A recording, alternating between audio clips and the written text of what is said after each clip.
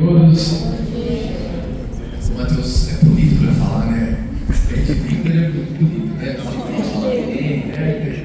Bem, sou professor, né? Trabalho com história, mas eu trabalhei dentro das unidades de conservação do estado do Mato Grosso do Sul, trabalhando dentro de construção de políticas públicas e planos demonstrativos de manejo. Pegando uma fala que você disse que me incomodou, que é interessante, assim como, que é o seguinte, a Agenda 2030, sim, ela é utópica, mas não que ela é utópica, ela nunca vai ser alcançada. Hoje ela é utópica porque hoje nós não conseguimos ver esse horizonte possível, por conta das nossas condições políticas, sociais e culturais. O que vocês falaram, que eu posso incrementar sobre as agendas, como a nossa colega falou ali, sim, não é nenhuma opinião nem uma posição sobre a outra, né? Elas são somadas, né? E ações individuais e coletivas. Por quê? A mudança, ela depende da nossa cultura, eleger pessoas para construir políticas públicas, os nossos governantes. Então, nenhuma exclui a outra, elas são complementares. Dito isso, nessa questão utópica, nós precisamos pensar, sim, nas nossas ações, as nossas ações locais, municipais, que é isso que eles estão fazendo, isso que eles estão fazendo, e o que a gente pode mudar na nossa cultura, o que é isso? O que a gente pode mudar no nosso cotidiano? Porque a sociedade, a ação política, ela depende da ação individual. Nós elegemos as pessoas corretamente. Quem são, para quem que elas vão brigar, para quem que elas vão lutar, né? Dito isso, essas são as minhas ODS. 3, 9, 11, 12. Humanamente impossível trabalhar todas, e reitero o que o Teteus nunca me chamou de Diego, tá? É Cafola, pode me chamar de Cafola, pessoal. E a partir disso, eu reitero, nós já iniciamos um trabalho na ANEL, com o 3º ano dessas ODS, e a partir disso, tem alguns fatores principais. Eu trouxe apenas uma meta em cada slide, e essa uma meta em cada slide não representa tudo, porque são muitas metas para serem conquistadas, para serem atingidas, né? Então, reduzir 1/3 da mortalidade prematura por doenças não transmissíveis via prevenção e tratamento e promover a saúde mental e o bem-estar. Bem, se a gente não mudar a nossa cultura, a nossa maneira de enxergar o corpo, de relacionar com o meio ambiente, relacionar com as outras pessoas, isso vai ser difícil de ser atingido, né? Então, por isso que as ações individuais, junto com as de governança, precisam estar juntas coletivamente. Pergunto a vocês, quem está com o microfone, por gentileza? Pergunto a vocês o que é meio ambiente, se alguém pode dizer para mim o que é meio ambiente. Pergunta fácil, tranquila. Alguém? Meio ambiente. Eu acho que, para resumir meio ambiente, não importaria quantas horas tivesse para falar, seria algo muito difícil. Mas resumindo de uma maneira bem básica, o meio ambiente somos nós, são os pássaros, são a água, as pedras, são tudo. Muitas das vezes, quando a gente vai pensar em meio ambiente, a gente exclui o homem, a gente coloca homem e meio ambiente. A gente nunca trabalha meio ambiente todo, a gente trabalha ele ali como uma ferramenta humana. A gente coloca o homem sempre acima do meio ambiente e não incluído junto dele quando a gente vai trabalhar sobre. Exatamente isso, Matheus, que bom, né? A gente vem conversando bastante nas aulas. Há uma divisão entre meio ambiente, como se o meio ambiente estivesse lá, e nós estivemos aqui. Não, nós somos o meio ambiente, né? Nós somos a natureza. Isso é uma perspectiva capitalista, né? Essa divisão de exploração desse meio. E várias coisas que vocês apontaram, eu pergunto para vocês, como estar sustentável num sistema extremamente predador? É uma pergunta extremamente complexa, né? É o meio ambiente também. Mas eu deixo essa pergunta para o Deus trabalhar em sala e os nossos queridos alunos também pensarem como pensar, como que a gente vai pensar sustentabilidade era só no meio ambiente, né? Essa política verde, esse marketing verde, mas não, sustentabilidade, como vocês viram no primeiro ODS, ela necessariamente também bem-estar. Então, nós precisamos estar bem enquanto sociedade, enquanto sujeitos, enquanto pessoas, enquanto cidadãos. Certo? Então, a próxima ODS é construir infraestruturas resilientes, promover a industrialização inclusiva e sustentável e fomentar a inovação. Certo?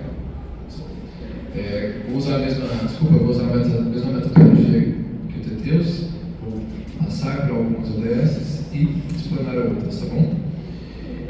Objetivo 11: tornar as cidades e os assentamentos humanos inclusivos, seguros e resilientes e sustentáveis. Então, como que a gente vai poder pensar nessa ODS? Essa ODS são cidades. Então, depende do município, depende da ação local e depende do indivíduo. Dentre as metas, nós temos melhorar a segurança viária e o acesso à cidade por meio de sistemas de mobilidade urbana mais sustentáveis. Aí a gente entra com pessoas com deficiência, tentando incluir pessoas com deficiência, porque às vezes algumas ações de inclusão que nós pensamos que é inclusão, na verdade, a gente acaba excluindo esses sujeitos. Então tem que pensar direitinho que tipo de inclusão, né? Para nós ou para eles. Se eles têm que se adequar à nossa realidade, né? Então, essa adequação da nossa realidade pode acabar numa exclusão desses sujeitos. E consumo e produção responsável, assegurar padrões sustentáveis de consumo e de produção, né? E aí é o que eu perguntei para vocês, né? Como ter práticas sustentáveis dentro do sistema predador. Eu digo isso porque eu trabalhei com agricultura há 3 anos também, nos últimos 3 anos fui trabalhando com fruticultura da manga, abacate, tangerina. A quantidade de água que nós utilizamos é gigantesca, captada no Rio São Francisco. E eu comecei a estudar no Mato Grosso do Sul outras perspectivas de como produzir, de que maneira produzir para a subsistência, que é a agrofloresta. E pesquisando, eu também descobri a agricultura sintrópica, que é uma maneira de produzir em larga escala. Então, existem outras maneiras de produzir. E eu digo isso pela reflexão do Ayrton Krenak, que é um dos teóricos e intelectuais indígenas, que fala que o futuro é ancestral. Alguém aqui já ouviu falar sobre isso? Que o futuro é ancestral? Já? Vocês têm ideia por que ele fala que o futuro é ancestral? Por quê? Alguém? Vamos lá. Obrigado. Eita, vai lançar o todo mundo.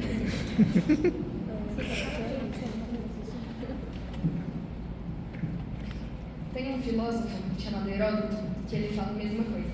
Compreender o passado para entender o futuro e idealizar compreender o passado para entender o presente e idealizar o futuro.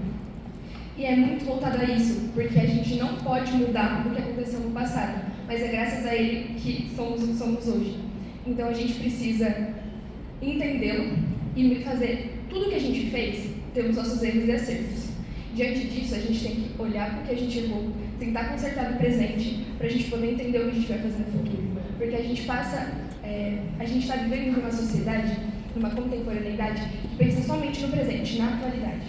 Então a gente esquece que as nossas atitudes hoje são reflexos do nosso passado e graças a elas que o nosso futuro vai ser. Então a gente perde a noção da responsabilidade que a gente tem diante de cada uma delas. Então acho que isso aí, salve de palmas.